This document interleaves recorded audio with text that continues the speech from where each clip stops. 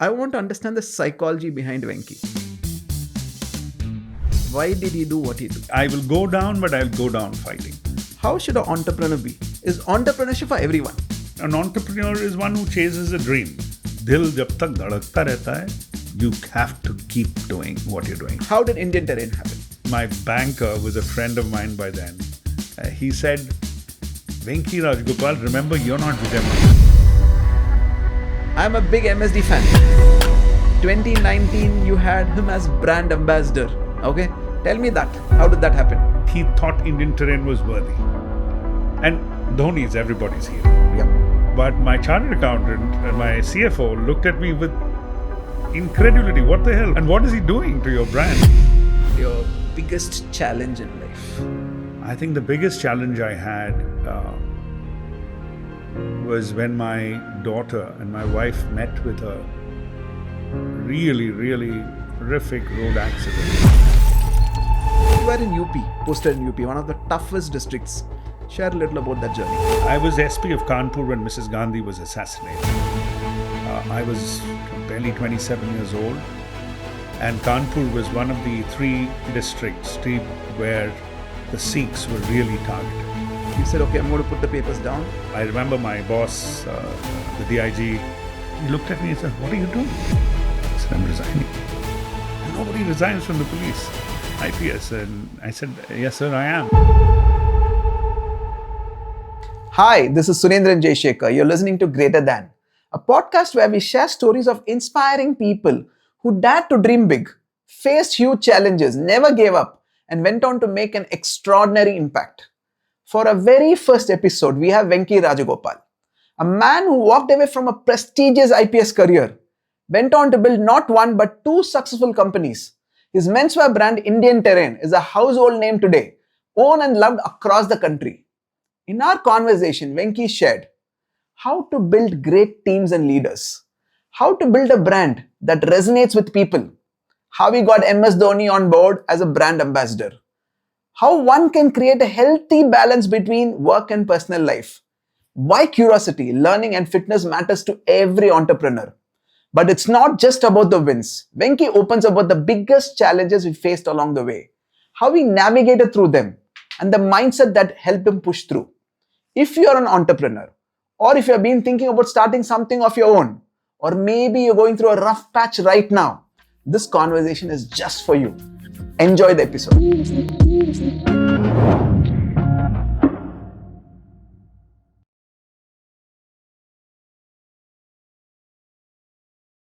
Not many people know that you are a cop for 10 years. Not many people know that. So we're going to start with that. How did that start? Perhaps the best part of my story was my life in the police. Yes, I was in the Indian Police Service. I was born on the Uttar Pradesh cadre. And at that time, Uttarakhand and Uttar Pradesh were one state. Why the police? My great-grandfather was a constable in the British police. My grandfather was a sub-inspector in the British police. My dad retired as a DIG in the police. So, ever since I was old enough to imagine what a career would be, I wanted to wear the uniform. I was passionate about the police service and eventually qualified for it, which is, in those days it was, even today, I think, civil service has gone back to recapture the imagination as a very important profession. And getting into the IPS, middle-class family, was a very... it made me proud and my parents proud, and I felt I had reached where I belonged then. That's how it started. For a layman like me, our introduction understanding of cops is through movies and serials we watch. And it looks very cool, right? The cop does all the cool things. But I know that's not the real story. Can you share? I think you were in UP, posted in UP, one of the toughest districts. Share a little about that journey and how cool it's to be a cop. Oh, it was fantastic. To wear that uniform and you leave the Sardar Vallabhbhai Patel National Police Academy in Hyderabad and you go to... I went to Moradabad, which is the State Police Training College, and you're an ASP. And the wonderful thing about joining the civil services through the UPSC, the IAS or the IPS, is I was an ASP. I joined at the age of 20 and a half, 21. I was one of the youngest police officers. So when I was 25, when I finished, and a year and a half as an ASP, and I became a superintendent of police. So it was amazing. I was posted first as ASP Lucknow, then I was additional SP Lucknow. Then I went on to be SP Kanpur Mahanagar for 3 years, which was perhaps my most defining experience in the police. So you asked me, was it cool? Absolutely, super cool. And cool in the sense that, when you're that young, you're an idealist. All of us are patriots when we are young, right? Before we become cynical. And then you're thrown into a city, into a state like UP and a city like Kanpur, where iniquity, injustice, crime is the normal order of the day. So if you're a good, well-minded, well-intentioned police officer, you can do an amazing amount of fascinating work which will please your conscience, will be good for your soul, and amazing for the people whom you have the privilege to serve. Yeah. So in that sense, it was a very cool time. So that was age 26. From, the SP, I was an SP from the age of 25 and a half to 29, 26 to 29. In Kanpur? Yeah. Wow. So is there any specific instant would you like to share here? You guys have seen all the police serials. So yeah, the reason I'm asking because Kaki is very famous and our understanding is from Kaki and the cop movies you've seen, right? So that's why I want to know from the guy who's been there in the field, done that. Give me one interesting incident.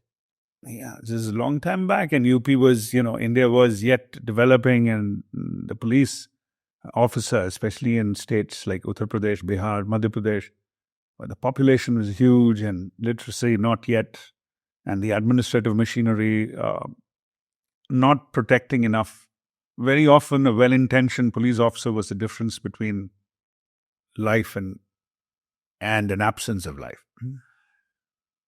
So, while the Khakis and others do build a fantasy around the story, but that Bihar chapters, one which I did see on Netflix, is about an officer whom I've heard of, and I think largely that story was accurate. And my 3 years in Kanpur was, I guess, echoed similar strains, and it's the same kind of music. You are working too. I mean, I was young, and there was tremendous amount of crime.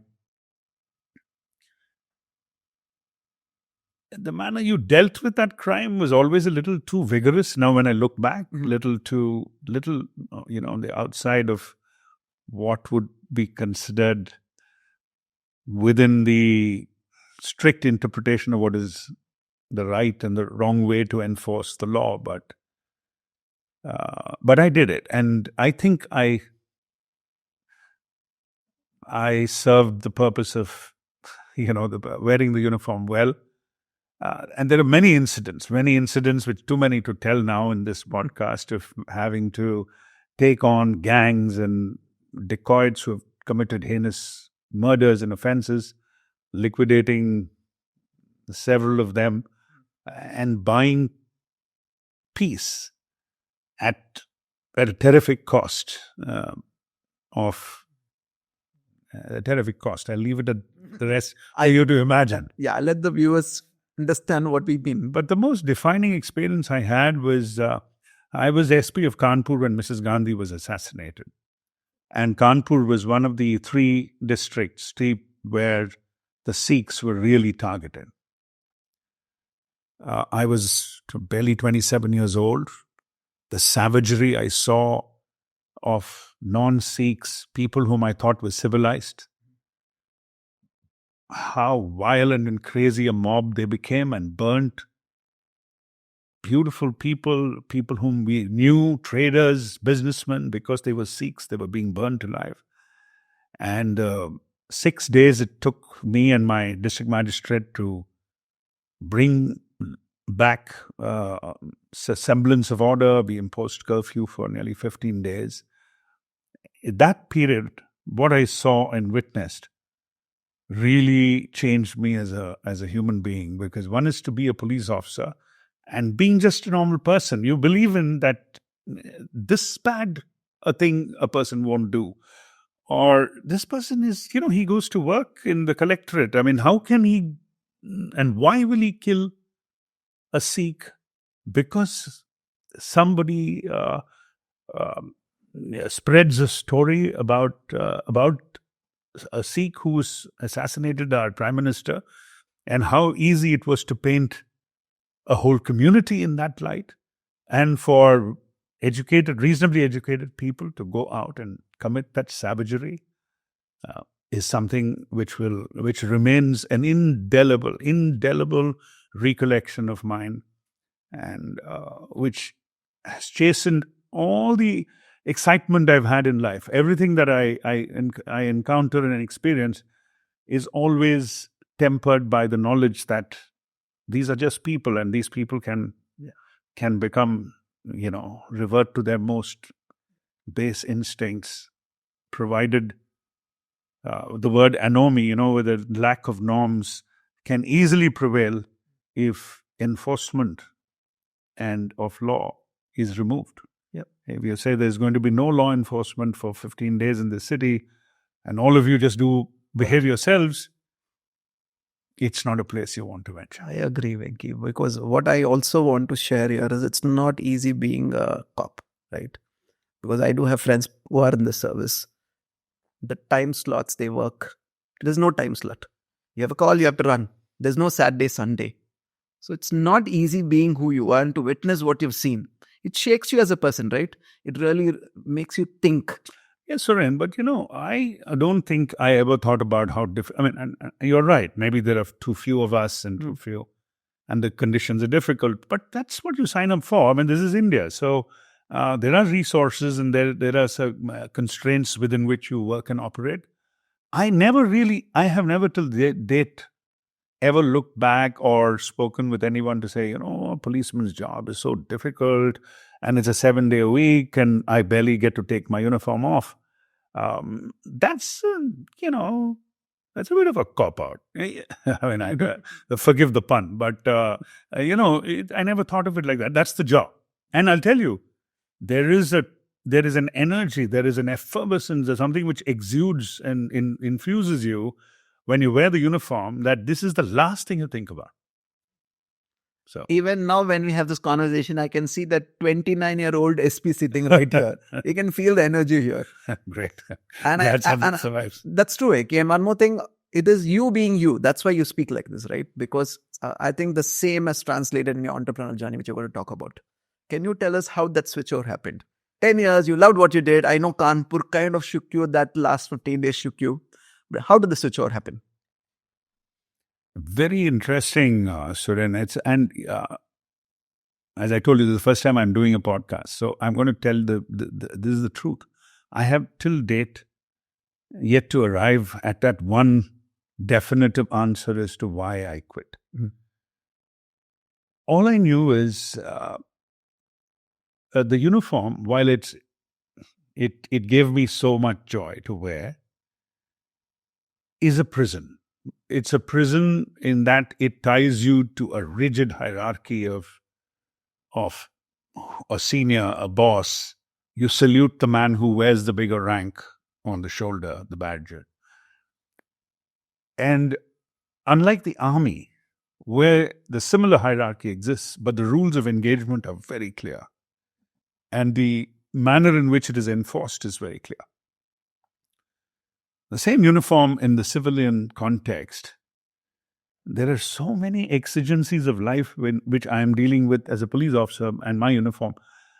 But everything I do is being reviewed, inspected, and questioned by the weight of a badge above me. And in that 3 years of my Kanpur stint, encountered several of them who somehow I developed a deep disrespect for. And somehow I felt I couldn't spend the rest of my career 30 odd years, with the chance that I'll encounter many such people. Yep. And so I came to a conclusion that this was not a place which will... And I had become unhappy. I mean, I think I was very unhappy deep down. Towards the end of my tenure, I sought a deputation outside Uttar Pradesh because I didn't want to be in that environment. And once that thought grew, and perhaps that's typical of me in the context of our conversation, that once I'm convinced something grows within me that this is what I have to do, then I really, I bring a lot of velocity to that. And I use the word velocity because it is not necessarily well and completely thought through. It's that I have to act, and then I quit. Yep. We're going to talk a lot about that also. But what I love about you, Venky, when we had conversations out for dinner, whatever we had this, I love the man who takes a decision, then makes it work. Right? It's not that you think of all the steps before you take that step, right? Yeah, well said. Yep. Yeah. So that's something which I love about you, the way you went to entrepreneurship. Just to finish the cop side of it. So you're saying one of the reasons why you took the leap from there to this is one of the environment. You were not okay with the environment. So for a cop who's righteous, who's come to serve, who wants to make a difference, if he's not given the free hand and everything is questioned, there's not an environment you want to be in. That's one of the reasons why you took this jump. Totally understand where you're coming from. Now, we know Indian Terrain started in 2000. But before that, we had celebrity fashions, right? And that was your first thing which you started. Can you share how did that happen? Now that you say you didn't want to become a cop, you said, okay, I want to do something else. Why this? Why export? Why garments?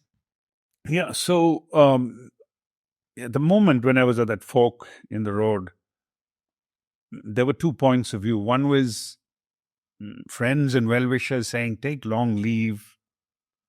Go do what you want, Venky. Why do you want to resign? I mean, this IPS is not something you quit. And since you have something in your brain right now which is telling you to do this, I suggest you take leave, go and do it. So if it fails, you have fall back, which was one option. But I remember this conversation with my wife, Rama, and I told her, Rama, if I don't burn my bridges and I don't swim out, if I'm going to have a lifeline, I will never give this everything. Yeah. So if we are to do this, I am going to quit.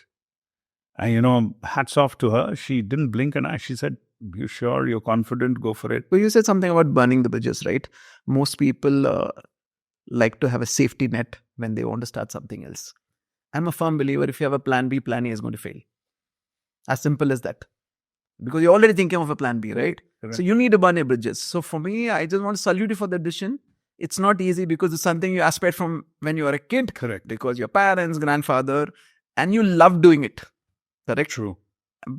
But you took a stand. Yeah. Because I always believe you need to feel your feelings. Most people don't do that. People go through stuff in life and try to distract and do something else and actually don't deal with it. The day you start feel your feelings. No, you actually understand, I really love doing it? Why am I doing what am I doing? That's a question. So first, big courage. Thank you for taking that step because we have an entrepreneur out of it. A very successful entrepreneur who inspired many people after that. So your wife Rama said, okay. Your father said, okay. Now, then you said, you didn't take a break. You said, okay, I'm going to put the papers down. And then you started. Is that how the story is? Or is there anything we miss here? Nothing. In fact, I resigned first. And I remember my boss, the DIG, one Mr. Rajagopal. His name was also Rajagopal. I had a disagreement with him, which also perhaps precipitated the whole... it's a minor incident, so I won't go into that. It was about the way I reacted to a white-collar criminal when I was posted as SP CBI Chennai for a brief period, 2-3 months before I resigned. And he called me out saying, you're a UP guy and how dare you... Can I interrupt and ask, what did you do with the criminal? He was not a criminal. He was quite a successful transporter, businessman. And he had taken the summons of the CBI. There was a case registered against him for having colluded in robbing the government of India of funds. That's when the CBI comes in, especially when a private person is involved. So the case was registered, and he wasn't coming to give a statement to the guys who were. I mean, he was given a summons, but he was not coming to the No, he office. was just not coming. I mean, it was like these movies you see, and rich guy sits and he says, and throws that thing out, right? Is it very much like a movie? So I said, what nonsense. And I had him brought to my office. And when he spoke arrogantly to me, having defaulted on appearing, I kind of perhaps showed him what the police... So let's not say what you did. Yeah, so he was... let me just say that his dignity was hugely wounded and his own sense of his own self-worth. And he went and complained to my boss that I had used third-degree methods, which was ridiculous. And my boss, being who he was, believed him rather than me. I mean, one of the reasons, this is the kind of bosses which I developed such a healthy reason to disconnect. Yeah, very healthy reason. Yeah. I agree. And so that guy filed a suit in the High Court. Today, a very dear friend of mine, P.S. Raman, who's the Advocate General of the state today, was then the young lawyer who was the guy who filed that writ in the High Court. Wow. And I met him that day, 35 years ago, and today is my best buddy here. And so that's a story for another time. So I quit. So when I went and gave the letter to him, the same boss, I remember he read it. And I exaggerate you not, that he dropped it. It fell out of his hand as if his fingers were nerveless, And then he looked at me and said, "What are you doing?" I said, "I'm resigning." And nobody resigns from the police, IPS. And I said, "Yes, sir, I am." And he said, "Reconsider this, that." And I said, "No, this is it." Something pushed me to close that door. Yeah. That day. I do think back as to why did I not think a little more? And so I left. And then I realized I didn't have a job. Yep. And it takes 6 months for the resignation to get accepted. It goes from here to the state to the President of India. And it's routine, but it does take time. I was hunting around what to do. No, my background, all police officers. So one thing you do have, I guess, as a youngish IPS officer who's resigned is goodwill. So somebody introduced me to, I still remember the name, one Mr. Harihara Iyer, who was the Deputy General Manager of State Bank that time. And he kind of spoke to me with a Malayalam accent, and he said, "Why would you, why are you quitting the police?" kind of thing. And when I told him that I now wanted to become an entrepreneur, he said, "But what will you do?" Then he said, "Okay, there is a 5 lakh rupee without collateral loan the government of India gives for anyone wanting to do apparel export, because it was the biggest foreign exchange earner of those days." And he said, you can sign this and I'll make sure you get it. It won't give you the money. They give you 25 sewing machines, an ironing table, and one steam press. And so, since I had nothing else, since I knew of nothing else, I said, okay, it seemed like an interesting option. Every decision I quit, which was a conscious decision. After that, starting this as an enterprise, finding a 3,000 square feet small building on a first floor of a Waqf board building, which was unoccupied because some of the previous students who lived there had committed suicide, so nobody wanted it. So the Waqf board gave it to me for 4,000 rupees a month rent. It was the first floor of Laz Bazaar, I still remember. And it was I don't know, it was a story which was destined.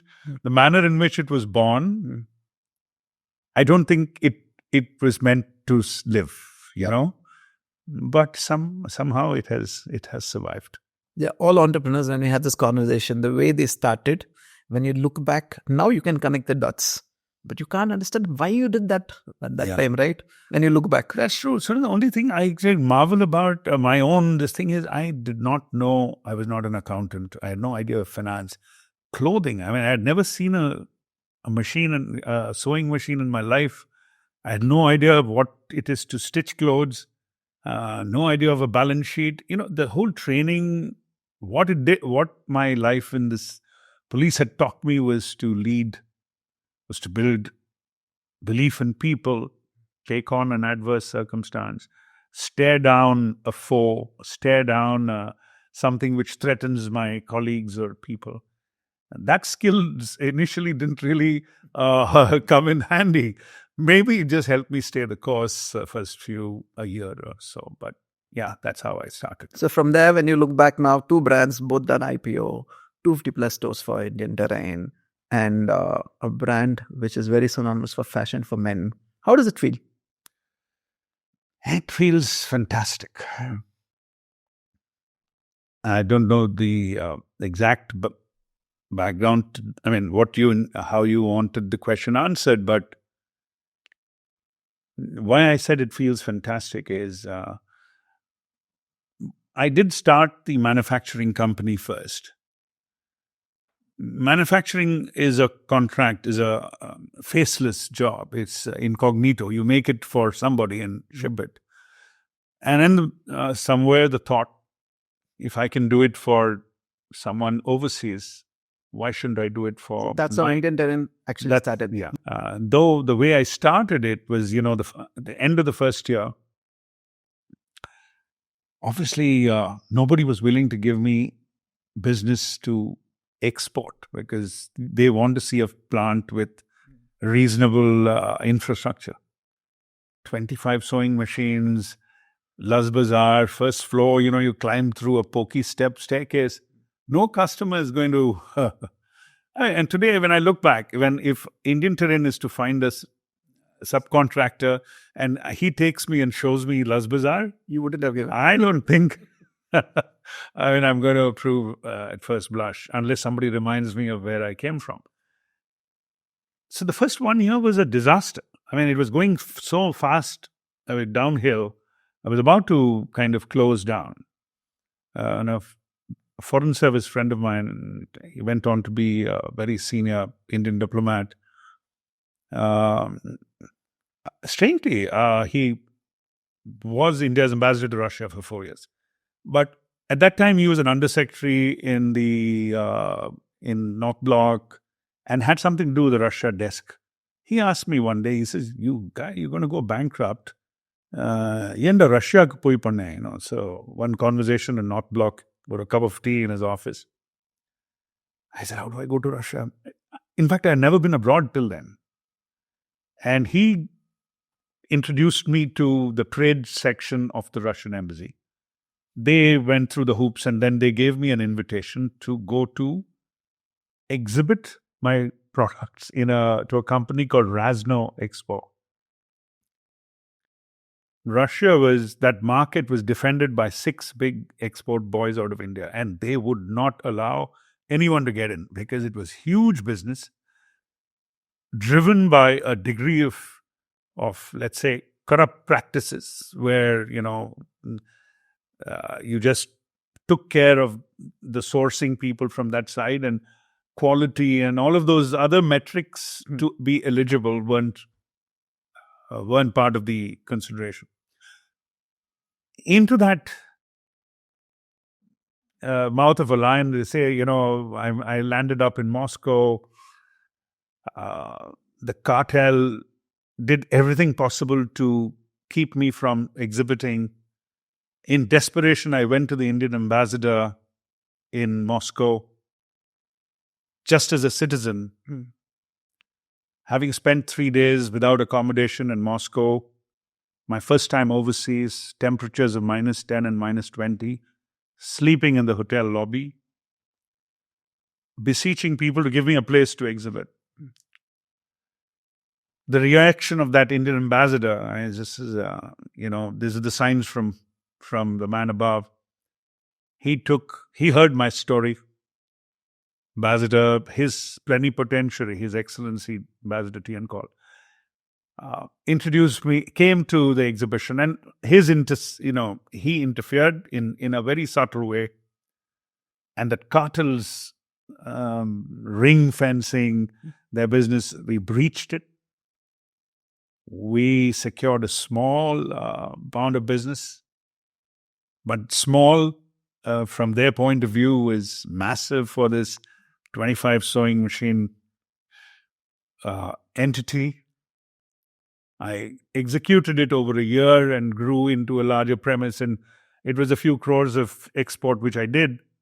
And then Gorbachev happened and the wall came down and USSR disintegrated. So it helped me for 1 year. But that 1 year helped me cross the fence and into a territory where I knew a little of what I wanted to do or what I was setting out to do. And then I guess I found my way in this. Okay, I just want to interrupt here and ask this question. There's people who just started business, right? We have a data which says that 90% people closed on the first year itself. Yeah. For whatever reason, correct? Now, that's exactly what I want to ask you. That was your first year. You're fighting with the big boys. There's a cartel. You could have given up. Most people do that. Why did you not do that? You went that extra step and spoke to the ambassador, right? Not many people do that. So I want to understand the psychology behind Venky. Why did he do what he do? I have never looked at it as something I do which is extraordinary. And if I am to juxtapose it with your mentioning other entrepreneurs and facing something and giving up, if you give way to diffidence, right? One is you encounter the adversity. You are about to, everything is being taken away from you. So you're being rendered more weaker and weaker by, you're getting annihilated by circumstances. That's one thing. But to the end, to believe that I will go down, but I'll go down fighting. That's a spirit of an entrepreneur. Because when you set out to be an entrepreneur, you're anyway waging the money you have, the experience you have, the reputation you have, into converting an idea into an opportunity of business. Then you have to be willing to go all the way. So entrepreneurs who, as you say, within a year are facing things and closing down, I would say they are choosing a path which they are not really been well advised about. Because that was not the only time I have bitten the dust, or I nearly bit the dust. It has happened to me.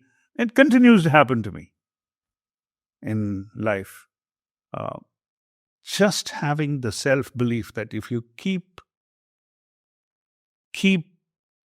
throwing the best that you have against the dimension of whatever you see, because, to be fair to all of us young entrepreneurs, I was young then, we don't even know the dimension of the problem. You see one side of it. Yep. And when you attack one or you think you overcome one, something else comes in the way. And then you have to fight it. So it's when you run 100 miles and you fall down with exhaustion, somebody picks you up and says, you have to run the next 100 miles. You somehow do it and then you fall down on the verge of death. And then somebody picks you up and says, no, there's another 100 miles. You have to run. If you can do that run, then there is a chance of surviving the world of entrepreneurship. So you give up only when your heart stops beating. Yep. Dil jab tak dhadakta rehta hai, you have to keep doing what you're doing. And then the hubris should be out of the window. Who's saying what? What is my auntie saying? What's my friend saying? The guy looks at the golf course and says, look at him, yaar. This Schadenfreude, where people just love to talk about the guy who's going down, right? Yeah. You got to learn to ignore that. Yeah. So healthy sense of self-esteem. Yeah. I want to ask a quick question before you continue the story. For people who are watching this, right? It's become what do we say? To become an entrepreneur, become successful. It's become an aspiration, which is great. People only look at the fame and people get in because I want to make money. I want to be like this. I want people to respect me. I want that fancy cars. I want a fancy whatever, right? It is not easy. Both of us know that. You're going to have challenges and that's part of how you do business, whatever business you're into, whatever product service. Now the psychology, as you rightly said, until your heart beats, you're going to do this. As simple as that. If you are good at something, if you have a clear intention, if you really feel a product fit has value and make a difference, I think we can build a business. But having said that, This is more important than anything else. That's what I believe in. The mindset of the entrepreneur, right? Which what you are also sharing about. Can you just give a little idea of how should an entrepreneur be? Or is entrepreneurship for everyone? I think the mindset is something which can be developed. Everyone can be an entrepreneur. What do you mean by? I mean, let me. So, without taking ourselves too seriously, an entrepreneur is one who chases a dream. Correct. It's an enterprise. Correct. Whether it is a profit-driven enterprise or it is a love-driven enterprise. So everyone can. You talk about mindset. It's like learning and you learn on the job. The mindset to do it. So what happens? If you're a close-minded individual, if you don't listen to good advice, if you are not able to reach out to somebody like Suren, if I was starting an enterprise today and I come across a person like you, I would, without hesitation, come to your door and say, hey, Suren, I'm doing this. Can you help me think through this? So what do you think? And I will go and talk to someone else too, to develop the flaps which the wings need for the right mindset. For everyone watching there, you always ask the question, I'm working now. Should I become an entrepreneur? Yes, you can. But are you willing to work on yourself? Are you open to learning? That's the key thing. Now, so celebrity fashion started. The Russia happened. Then how did Indian Terrain happen? Indian Terrain was born out of a conviction. As I grew the mindset, as I became confident as an entrepreneur, I also saw the Indian. Before, let me not sound too serious about this. I just used to feel that, look, I'm working hard to make these thousands of clothing products, and I'm not the fullness of the feedback that what I'm making is being enjoyed by somebody. I wasn't getting that because it was being shipped out. Yeah. And I never heard the rest of the story. So I felt always incomplete. And then I saw our own country. It was even then a giant awakening to tryst with destiny is still happening. And I said, look, I know how to make clothes now. I make for these very cool brands, Banana Republic being one of them at that time. And I felt what we were making for them would be perfect for a Suren or for your young colleagues here. And I felt I could do this. And if I did it successfully, it'll give my entrepreneurial journey a start point, which I had, and then a finish point.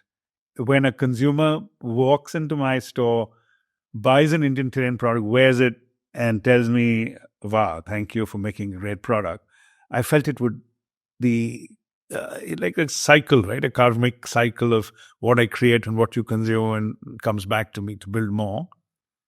So that's how I got convinced that I should do this. There were enough detractors by then. By then, I had become a businessman. There were advisors and people. In fact, my banker was a friend of mine by then. He said, Venky Rajagopal, remember, you're not Vijay Mallya. So those days, Mallya was starting Kingfisher Airlines, pretty much the same time. Okay. He said, Mallya can flirt. Uske paas paisa hai. वो brand बना सकता है. He says, you are going down the wrong road. You don't have the money. You don't have the wherewithal. Yeah. Brand बनाना बहुत मुश्किल काम है. Please stick with manufacturing करो. But then again, I guess I didn't listen to them. It just comes back to the same. You always have done things which most people have not done. A cop becoming an entrepreneur. An exporter becoming a brand. Right, yeah. Okay. Never happened before. Yeah, it was early days. And our store in TTK Road was my first store, which, And yeah, the brand happened. And I had to give up complete control of running Celebrity. That was a risk I took. Because I knew that to build a brand, see, that's something I think young entrepreneurs is something very important. If you want to do something which you are you feel you're new to, and you have to bring tremendous laser-like focus. You have to do it yourself. Delegating, finding a CEO to do it, or because you have the money, you bring someone else to do it. If it's an idea which finds its birth in your heart, you need to give it everything you have till you're sure that it's beyond an embryonic stage and can take life on its own. Remember that. I agree that. Who got the name Indian Terrain? That was, I am guilty. Okay. I did. Because I love the Indian, I love the name. I just love the name which you coined. Thank you so much for that, because at that time, it was a world xenophobic India where Alan Solly, Louis Philippe, I'm sorry to name the names, but I respect all those brands. But somehow I didn't think aspirational for an Indian in 2000 needed to have a name which was Western sounding, which was Caucasian or white-skinned or a reflection of that lifestyle. I've felt the beauty, the abundance of India, the chaos of India, the colors of India. That's the, let's say, the softer side of what India was in my mind. And then the other side was this young Indian IT giant waking up, gaining the respect of the world, Indian diaspora doing extremely well, banking, telecom, IT, every one of these professions had young Indians who were dressing in Western clothes and all marching to this drum of a magnificence of the Indian spirit. So while I'm not saying I was being nationalistic, I just thought it was a cool name. Yep. And terrain is, it's your terrain, my terrain. And Indian, there has been, the Indian chief motorcycle, there has been the Red Indian, there has been... So Indian, if you're an Indian, you choose to live it, interpret it as this Indian terrain. Otherwise, it's just a cool handle. Yeah. I mean, it's up to... Somebody can call something Swiggy or any name, anything which becomes popular. Yeah. The name. I mean, imagine if I had called it Rajagopal clothing. Yeah. Right? Now, even today it sounds funny, but look at Mahindra Jeeps. They did that. Yeah. I mean, and so many people. I mean, Ram Kumar Veshti or something like that. Yeah. You need, of course, tremendous self-confidence to name it after yourself. That, of course, didn't even occur to me. But it was Indian terrain, and I just said, okay, it sounded damn good to me. It sounded like it had a macho, an appeal. I can't tell you how many friends and how many phone calls my office used to get asking if it was a real estate company. Really? Yeah, Indian terrain real estate company. Yeah, of course, terrain, right? Yeah. So and a lot of people thought it was not very cool to have Indian for a clothing company. I know. I think that was a masterstroke according to me, because there's an emotional connect when you put Indian in the name, and it really worked its magic. Quickly, 10 years, celebrity fashion, business was growing, respected, money is coming in, comfort zone, life is sorted. How much is Rama part of the story? Your wife. And when you said Indian terrain, you want to start it because it's almost starting all over again, right? What did Rama say? She's always been and Rama, I hope you're listening to this. She's always been a terrific partner and very progressive, understands. In fact, she's always, we both did the same kind of education, and she's always been better at her studies than me. So she was always supportive, and she understood what it took. And she was actually very instrumental in giving me the confidence that, that I should keep going down this path, because it was conviction. And I would explain to her, like I'm telling you, India, so much we can do, and so much that we can build, and the kind of conversations you have at home, and it all comes out of some belief. And I think she's been quite the Yeah, she's been a huge support. I agree, Venky, because even I tell the same thing about Shiny. If not for Shiny, I cannot do what I'm doing. Yeah. You have that person to look back. Who's your best critic? Yeah. Who's your best support system? And they also let you push your boundaries and see what is actually possible. Yeah. I think Rama's played that role for you. She has. Absolutely. Hats off. Yep. to her. Now, Indian Terrain started. Now, just tell me this, because one of the questions I always get asked in a success yarn room, how do you get good team? How do you build good leaders? And I always tell them that you find people, then you make them good. You don't get good people out there in the market, right? So tell me, team, how do you build such amazing teams? You tell me, if I may ask a question. I mean, I have been telling you so much. Everything seems like I'm talking about myself and various stages of my life. Is it not coming across like too much hubris? And This I wonder what is about something- Venky Rajagopal and Greater Than Podcast. It's your life story. And I want everyone to really... One thing I'm really, really amazed while we're having this conversation. How come you've never spoken? This is a story the world needs to hear. A cop, 10 years, becomes an entrepreneur. Normally never happens, Right. correct? Successful entrepreneur, builds a business, makes money, respect everything, then starts a brand. Never happened before. And you kept it as the most well-kept secret for 25 years. Yeah, I mean, that's why I'm saying maybe the same question that makes me ask the question. I'm talking so much about just me and what I've done, and there's so many other circumstances of life. However, to carry on your question, sir. Team. How do you build some amazing teams? How do you get people who work not as a 9-to-5 job, but who own the brand? That is the very essence of a successful enterprise. The story of a successful enterprise is written in so many chapters, and each one of your team writes a chapter. Yes. So how do you find and empower that person to be that author, to write that script?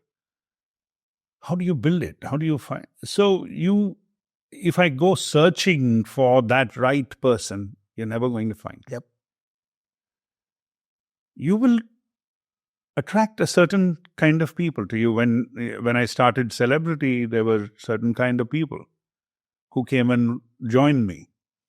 You believe, at least in the initial stages, you don't have the luxury of saying, I don't want you, and unless what he says to you is so far outside your boundary of what is right or wrong. You meet that person, and the beauty is when you're starting off, you unload your enthusiasm on everybody. I agree. Right? So you know what? I'm going to start in Celebrity or Indian Terrain, and this is what I want to do. And you will find that they will get infected by that enthusiasm. So that's the beginning of the team. Now, what happens is as you progress, very often the leader tends not to see how that journey is being perceived by those who joined you in the initial stages. You're so busy doing what you want to do. You're so busy catching hold of dreams, and you say things which may be true to the circumstance, but is very hurtful to the people who are working with you. And you just think they should know, they should understand. What entrepreneurs forget is you are a creature of a totally different creation. That is it's your dream that you're pursuing. They only have believing in you and following you. They don't have that maturity emotionally. They go back homes. They have their wives asking them questions about, why have you not brought back your full salary this month? And they say, in the Masa Samblam, they'll pay next month. And his wife and his child or his ailing parents or somebody who's unwell. When they go home, they go to a different reality where the power of your dream is not a cloak. They come back next day. You expect them to fall into place exactly where they were. And that's a mistake which happens when you don't keep looking back and building them. It's like clay, you got to build them into your dream, which is changing every day. How are you bringing them on, giving them a ramp to join you there? And then some days your dream has a setback. How do you take them down the ramp with you without losing hope? That's the first part of building the team, where those who work with you are first enthused by your dream, and then you you work with them in a manner that they're convinced that in believing in your dream, the good that comes out of it is a good for them and for you. That's got to be not just spoken, but it has to be demonstrated. Very often the entrepreneurs tend to put that demonstration away, saying, no, they'll understand. We'll do it. Then we'll make them wait. Or we can do this later. Or it is in your mind that I'm going to share so much with them. Or I'm going to give them this. Or I'm going to send him on this assignment. But you don't share it with them. And you don't keep them, communicate with them the zig and the zag of the decision making and of the business itself. The team doesn't get more and more cohesive and more knit as it should be. One day you'll reach one place, you'll look back and you'll say, why is my organization not doing? You'll find people are not motivated. Why are they not motivated? Because somewhere your dream and their reality saw a disconnect, and you didn't have the time to look back and reach out to them and bring them up to you. So first is getting them to understand your vision and dream. Second is enrolling them in it. Third, communicating every single time what is happening, where it is going, why, what is happening. Demonstrating that you really care for them. Demonstrating that they're ideal stakeholders for what we do. So that they also are part of the vision, because they know that once we reach there, it's a piece for them also. So it's part of their dream also. Anything else? Absolute respect for and allowing them their space to grow as leaders. It's central. Now, very often in small companies, the entrepreneur tends to feel, and I'm not saying this is right or wrong, there's no Gyan here. It is, you do feel, if I give this up, will I lose money? Or will this be a wrong decision? But that's a risk you have to run if you want to build a great team. Because there will be experienced people, there will be inexperienced, there'll be rash, some of them will have language or vocabulary which doesn't suit, but it's all part of the territory. You have to take the chance and build them and trust them to develop into good leaders. 5 out of 10 is a very good strike rate. Those who really live up to the trust and become part of the kind of team you want. But that's crucial to building the team. And, because the team is not just one, it's a dynamic thing. It's a team of 2 today, the team of 20 tomorrow. As your organization grows, there could be 200 people in your organization. I always say this as an example. It's like a lighthouse. A lighthouse is a comfort, and it gives direction and brings home the ships from sea. Yep. The ships which are the closest, the biggest closest to the shore are the ones which see the light the brightest. Correct. Now imagine in an organization, these ships which are the biggest are your senior most leaders. The small boats and catamarans out in the sea are your frontline junior members of your team. And they're the ones who are seeing the faintest light of the lighthouse. Correct. That itself is when they should be the ones who are seeing it the brightest. So the day you figure out how can the most distant boat or team member of mine see the brightness of my mission or my vision or my intent, if they can see it, and you make sure that it is transmitted to them in a manner that there is no loss of refraction, and what the biggest boat see and what the furthest catamaran sees, if the intensity is the same, then you're well on your way to building a great team. I love the analogy. I love the story. Okay. We have a lighthouse here for that reason only, I guess.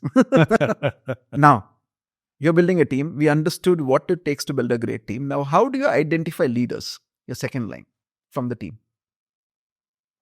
And how do you build the leadership?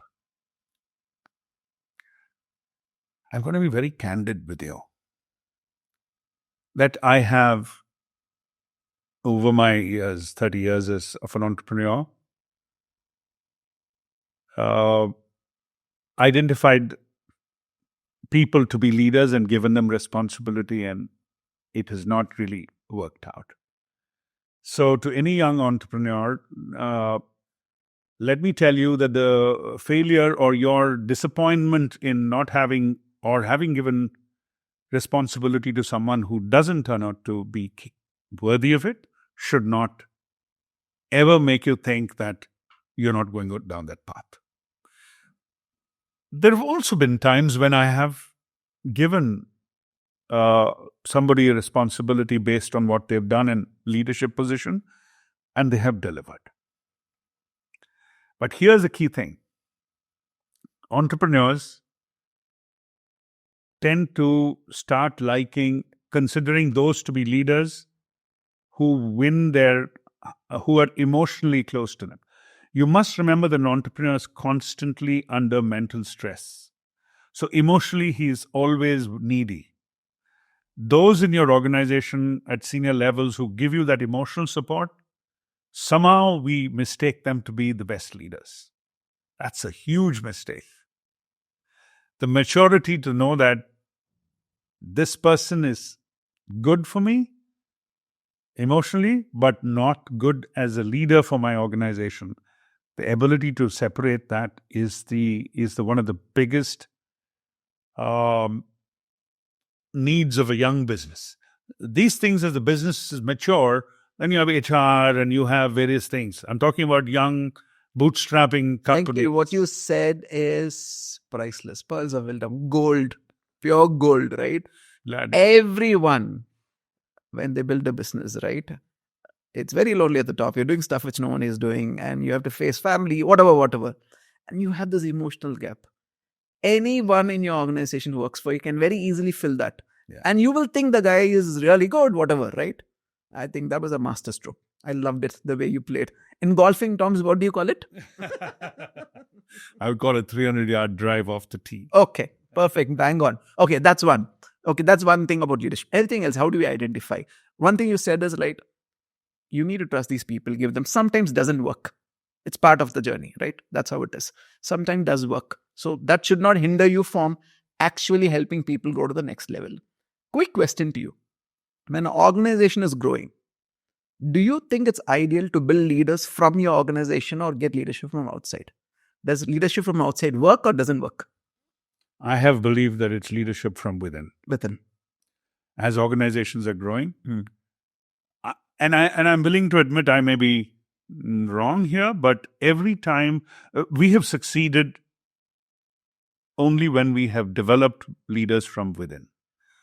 There have been a few instances where we have brought in leaders from outside. But when it has been one, let's say there are three revenue channels and we bring one leader from the outside. The other two revenue channels are from within. So I feel safe enough that if there is a wobble, there are these people to control it. Second, whenever an organization is under stress, whenever a new person comes in, it's going to take you 6-8 months to train them. Yep. You have to give them the bandwidth to make mistakes. The runway, it has to be extended to them. I mean, you can't say I'm at war, so, there's no runway for you. And I have, in the past, made the mistake of being desperate, bringing in somebody outside. By the time I could teach them, explain to them the contours of my business, sensitivities of other people. By the time this guy settled in, I was on the verge of losing a lot of people who were really valuable. Yep. So, as the organization grows, you need to take this call. I mean, if I need somebody in social media, it's a talent which does not exist within my team. I will look for talent outside. But it's a good idea to I would say it's strongly recommended that you show people from inside that you can keep growing. Yep. Venky, next question, because you have done 2 IPOs. I want you to give a masterclass for us. Oh. Who should go for IPO? Who should not go for IPO? The pros and cons. Because one of the aspirations for every business owner today is I want to go IPO. Not even knowing what is IPO, why should you go, what business needs IPO. Just give us a masterclass. Let me try and give you an... only from my personal... One should speak only from experience. Yep. An IPO is when you have a business plan which you can take to the market and consistently deliver the promise to that investor who has bought shares in your company. If you are doing it just as a way of raising money because the market is receptive to it and not be concerned about the outcome of it over 5-10 years, I would say it's a very bad idea. I also think small organizations, and I consider Indian Terrain, which is around, the sub 500 crore kind of a revenue, as a small organization. I think going public robs it of a dexterity, a nimbleness, an ability to take risk, an ability to explore opportunities which are whose end ramp is not known. It robs you of that because you're constantly managing a perception of the company as it is valued purely on the balance sheet. And small companies cannot function like that. So if you are, whatever be the small as is defined by your business, I would think that taking your company public is an onerous responsibility. It has got a lot of cons, but the pros are that you can raise money, and maybe that will catapult you from forever remaining a small company into becoming a larger company. So that's got to be weighed very carefully. I believe if I was given an opportunity to relive my life, I will not go public. I think that's as honest as I can be. I think, Venky, thank you for being very open and honest, because today it's become a fab that people think IPO without even knowing the pros and cons. And it's like a tiger's tail you catch, you can't let go. Yes. You can't let go. Yeah, there's pros. The brand becomes a global brand. Money is there. People know you.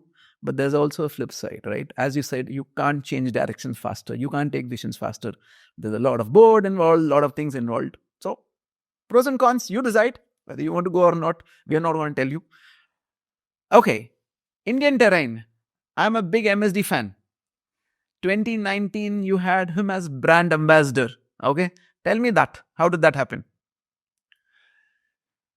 Well, this credit to that goes to Charat, the MD.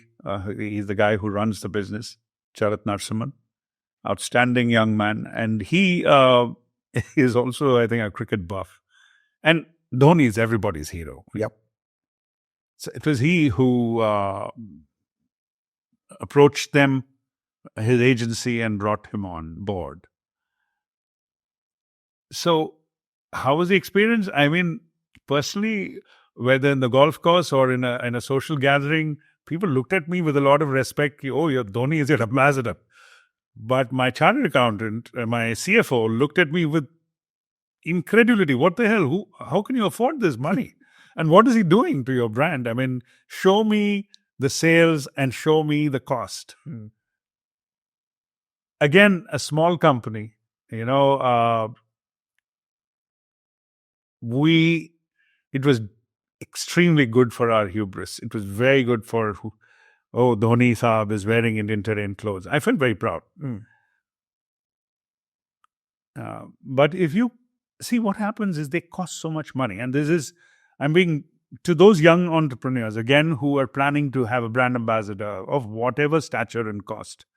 One is the cost itself of the person. I mean, we were paying, by our standards, we were stretching the limits, virtually busting the bank to pay.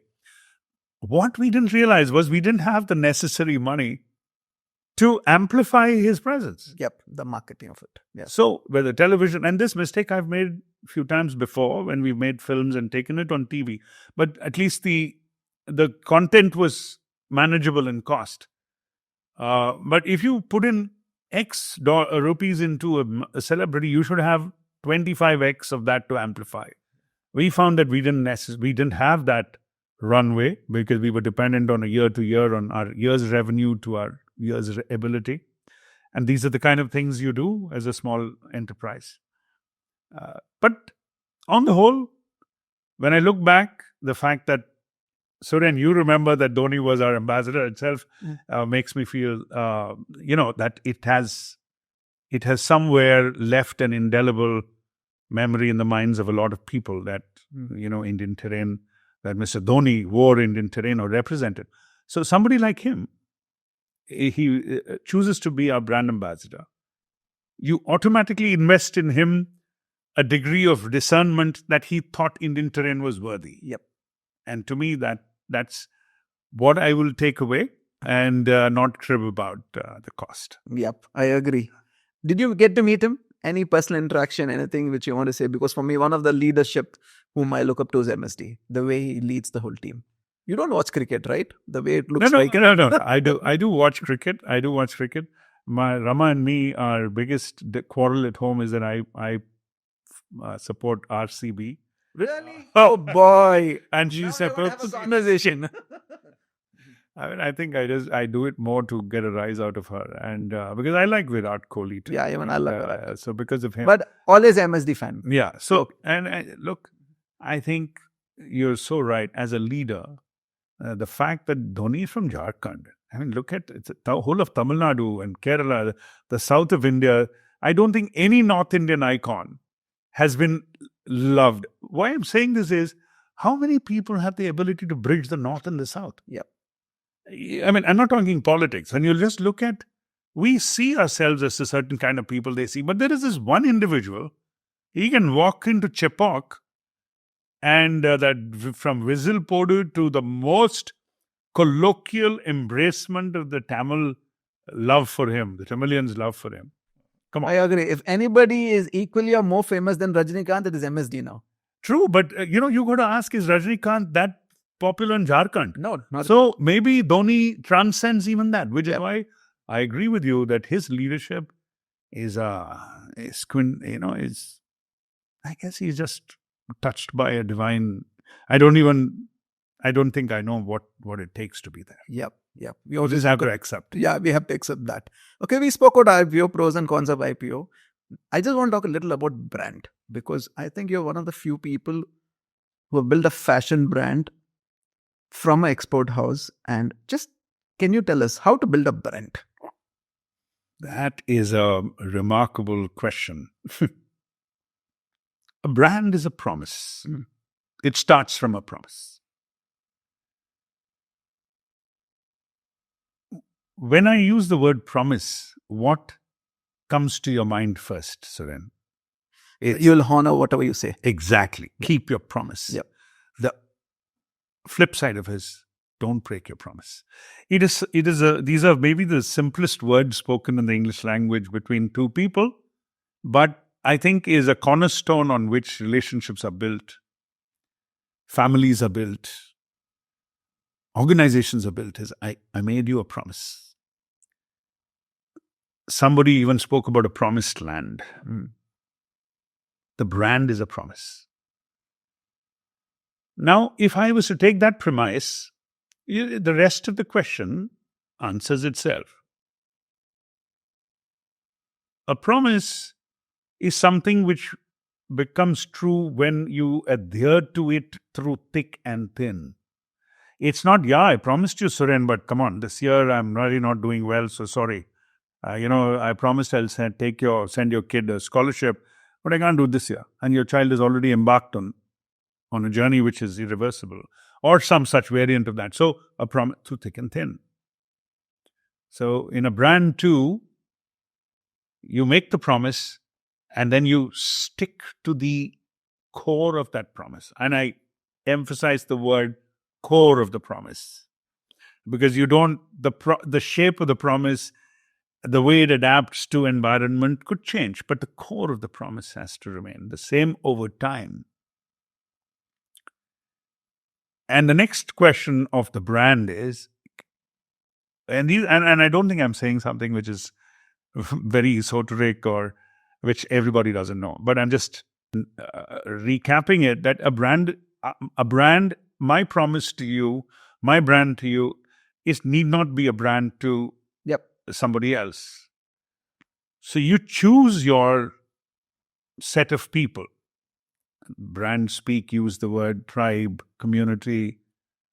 They're all words which are well used, but I'm saying I would like my brand to be loved and desired by a certain group of people, by a certain consumer, in whose life I'm completely involved. And the product, my brand, whatever it may be, is constantly finding ways to innovate, step up its game, stay in step with the changing needs, aspirations, emotions, and successes and turbulence of that community to which my brand made a promise. So if you can stay with that and keep a laser-like consistency, and I think one of the 25 years of Indian Terrain, if I give any credit to it, it is that we kept that promise for 25 years and the brand is there. So you want to build a brand? It's a long march. It's a long march. It's a professor of Harvard of mine, one Boris, he uses that term very often. So, Professor Boris, I'm borrowing it. It's a long march. Brands are built over time. It earns a place in the heart and mind of a consumer over time. It is built on the back of stories about the promise kept, which is told by one person to another person to another person. So what is in your mind when you start the brand, when it becomes the stuff of storytelling of someone else, unbeknownst to you, you may then end up successfully building a brand. But there have been such huge brands in the world. I mean, take Nokia and Xerox, that there is no final place where you say my brand is built. No. It is evanescent. It reaches and it can disappear. So, but that's what it takes. That's quite a masterclass on branding also. Okay. In Greater Than, one thing we always ask is your biggest challenge in life. If you have to give us the top two biggest challenges in life, what were they? What were they? Yeah. And how did you navigate through them? You know, the biggest challenge I have faced as a person, and I don't, I'm going to talk about the finance, and every entrepreneur goes through that. I think the biggest challenge I had was when my daughter and my wife met with a really, really horrific road accident. When my daughter was barely 15 years old, this is about 16 years ago. And the accident left her handicapped. She was mostly blind. Her face was completely disfigured, so it had to be reset in a manner where she looked different than what she was. So I had through the last 20 years, and my daughter died last year. She was about to graduate from Wharton. She was one semester away from graduating. Obviously, all of you know that Wharton is a great school, demands a lot of discipline.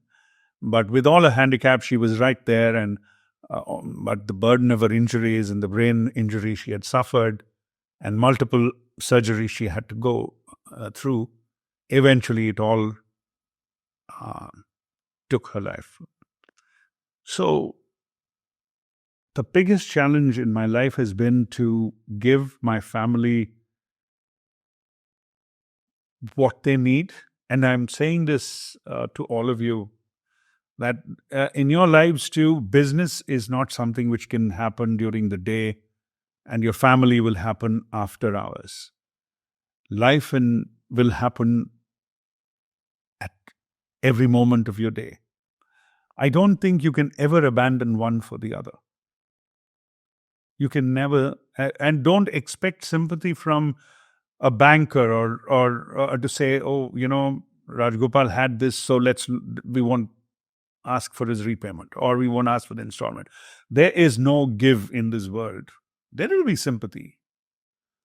Second, you have to be man enough to take this in your stride. I mean, I've been speaking for 1 hour about my company and IPS, but this perhaps my daughter's journey till she passed on was a constant part of my life, and what she needed from me to live well, and what my company needed from me in leadership. Both need emotion. Both need the ability to feel for my colleagues and feel for my family. So to keep, you as a leader have to keep the atmosphere for everyone else light.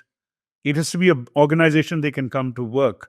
What happens in your life as a challenge cannot become a pall of gloom and something they all have to carry with them. It won't work. So that has been my biggest challenge. So navigating both. Yeah. Taking care of family, being there, and running the company as a leader. Yeah. That's your biggest challenge. Running a family, we all do. But, when I say families, in my case, was perhaps an extreme example of what can happen. But any variant of that will visit all of us. Yep. And we already spoke about the journey of an entrepreneur.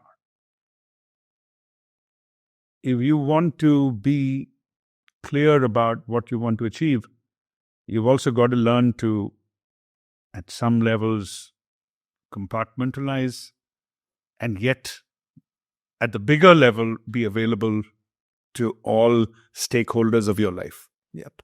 So there's nothing called work-life balance. It's work-life harmony. Can we put it like that? Sometimes you have to focus on work. Sometimes you have to focus on family. Not necessarily equal parts, but you need to be there for both. Yes, I think you said it beautifully.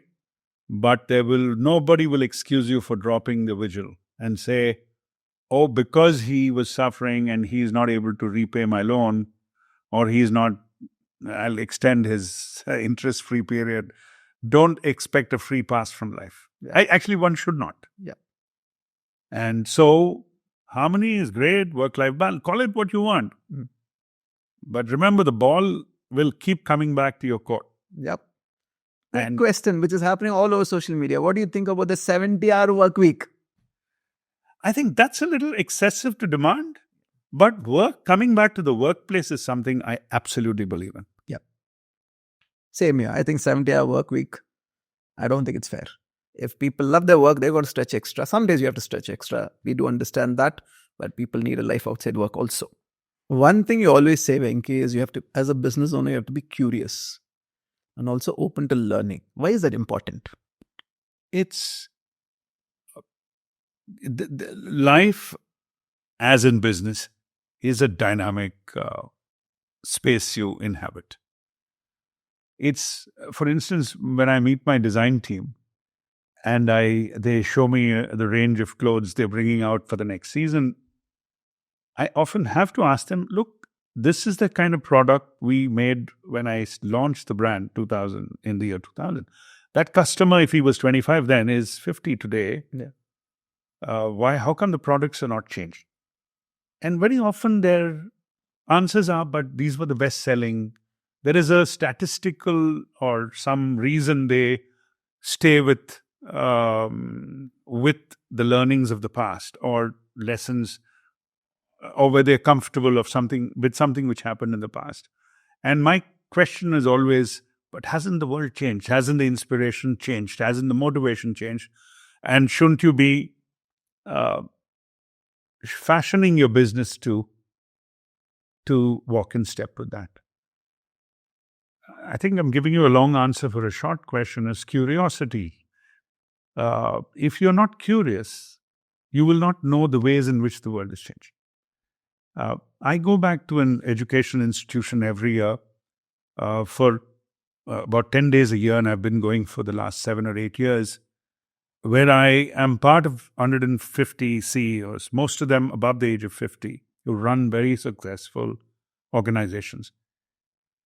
And we meet the most amazing professors in a university campus where the ideas and the thinking and the interpretation of events is happening amongst the best of minds. Just being exposed to that. Firstly, you have to put yourself there. And it's not as if you just go there. You have to study at least for 45 days before you go there. So being curious is not just, I'm curious. It's about giving structure to the curiosity, putting in a little effort. Then I found that when I come back to my organization, I'm able to share and contribute with my colleagues a perspective and a point of view which energizes all of them. And if I didn't do this, you will, and I do meet people who don't put themselves outside their comfort zone. And I've always come away thinking, but how is it not obvious that what you're doing is a little out of step with the times, or with of achieving your full potential? And then I realized that they don't know enough, and they don't know enough because they've not asked enough questions. And that happens because they're not curious. It's, you know what? I have found you're a little insecure to be curious. So don't be, as an entrepreneur, as a leader, even if you think you look foolish, go and try and ask the question, but not casually. The opposite, to say I am curious is not enough just to ask a few questions and chat GPT and a few, which is, it's about really diving into learning a little more about the world, because there is so much happening there. I don't need to really emphasize it. You know it's happening. But to really know it is curiosity. And for that curiosity to be real, you need to persevere a little bit. It doesn't come easy. Yep, Venky. So what you're trying to say is, if you're an entrepreneur, one of the key things to keep is always be updated, because the world is changing. It's dynamic. Your buying patterns are changing. The algorithms are changing. Everything is changing. In a changing world, you need to be open to learning, open to new ideas. But having said that, don't stop there, because you need to go a little deeper. Just saying that I want to learn, reading one book won't help, right? So, and you said you go somewhere every year for 10 days. May I know where you go? The YPO organization, of which I'm a part, has a special program at Harvard University, which they run only for YPO members. Most of us, and being a member of the YPO means you're a CEO of an organization of a sort. So that's where I've been going. So you've been doing for how many years now? I've finished 8 years this January, and I will graduate.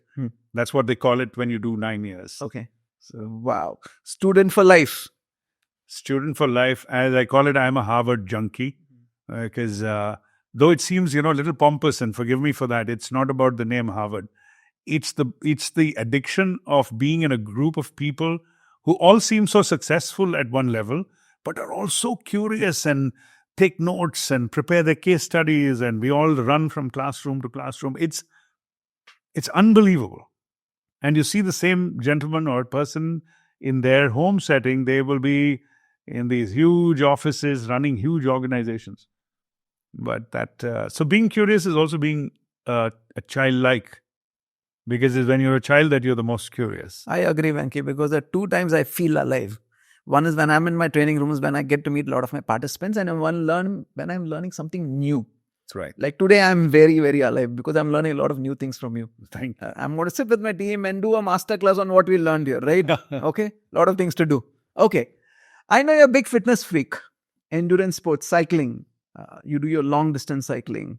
How much of being fit and having energy is important for an entrepreneur? It comes right at the top of my priorities. So I have, courtesy my uniformed service and background, I'd believed in being fit. But one is to be a passenger trained in fitness, and the other is to take fitness too seriously. So I believe, like for instance, I started cycling 8 years ago, and I've done endurance cycling, and I ride a road bike. I'm part of a small racing team in Chennai, where I ride with a bunch of young riders. I sponsored an event called the Tour of the Nilgiris, where I rode, and that's 1,000 kilometers you do in over 6.5 days. Wow. An average of 160 kilometers a day.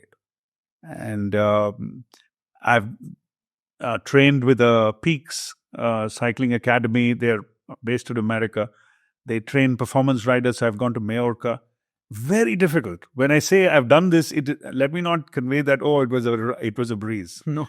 It was really tough. So it's again just pushing yourself a little outside.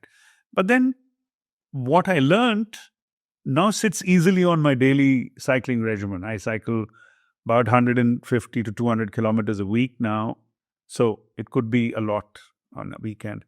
However, I also fitness. I train at the gym regularly. I cycle, and golf is a sport I love. So it's all. Even playing the sport of golf, I want to play it at the fittest that I can be, and that's not just show up without. It's like business. Yep. You want to launch a new product. You want to do something, you've got to be the fittest that you can in the mindset to succeed with that product or succeed with that initiative. You're launching a new course.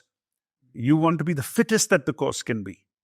So the musculature of that is about the fitness of the mind. What do you impart to it? So if you know how to impart that to yourself, you will bring that to your workplace. And there is an energy when you walk into your office, you're being fit, translates itself. So perfect, bang on. Okay, any message for the entrepreneurs watching this podcast? Any 2-liner, 3-liner from you? The man of wisdom, I will call. I really don't claim to be have wisdom in that. My only words of encouragement is have a smile on your face every day. Remember that the day you lose your sparkle, that whole journey is lost. You'll find the weight of it too much, and that's when the journey could overwhelm you. So go for it. Enjoy yourself. Show them what it takes. If you want to be an entrepreneur or take a path in life which is your own to decide, you're halfway there in building your life to wherever it needs to go. So all the best. I love what you said, Venky. Every time I go do a keynote, the last line I end my keynote with is always this: love yourself, don't take life too seriously, and always keep inspiring. That's my end line. Because at the end of the day, if you don't enjoy what you're doing, if it doesn't inspire you every single morning to run to the office and do what you do, as you said, the sparkle, right? What's the point? Okay, we have a tradition in Greater Than Podcast. One tradition is we do something called 3, 2, 1. And nobody knows what's the 3, what's the 2, what's the 1. So the 3 for you is 3 values which has made Venky Rajagopal super successful today. What are the 3 values? The first is I'm a very positive person. Second, I have the courage to walk down any road which lies in front of me. And I have largely maintained my integrity in purpose and in the conduct of my affairs. So it's positive, courage, integrity. Amazing. Okay, two businesses which you look up to. Globally, it's top of mind nowadays. I think Tesla as an organization and Mr. Elon Musk, and this is just what he has done as an entrepreneur, is just mind-boggling. Yeah.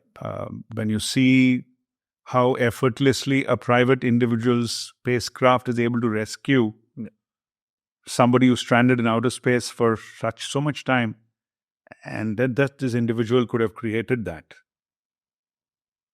There is a country at war which says that without his internet facility of the Starlink, they would succumb.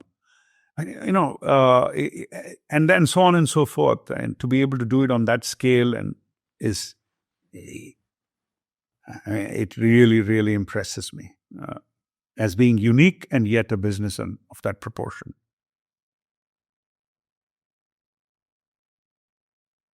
The other business which I always look to and thinking on the spot is Amul. Mm. Because it's again an Indian story. It's an Indian product. Over the years, even today, irrespective of the time, the age of the consumer, it's that Amul butter, it's that Amul cheese, it's the little comedy, the one-liners of Amul. How relevant they are. Yeah. So and you can't have a more rural setting of dairy farming to make it a business of this size. Spans decades. Yeah. Through young Indians, aspirational cuisines have changed, food has changed, manner of cooking has changed, but yet Amul remains at the heart of what they make. I agree. To me, that's a business which is fantastic as an example. Yeah, the brand language still talks to us every single day, irrespective of how many generations we go through. Yeah, I agree. So one is a tricky question. If there's only one person who you would say inspired me a lot, who would that one person be? If you have to just choose one. However funny this may sound to someone, the person who inspires me every day is the actor Amitabh Bachchan. He is 83 years old today, and if I was watching his Kaun Banega Crorepati's last episode or last few episodes, and every time I see him, I think back to this colossus of a world which is so full of, which makes a person so full of themselves.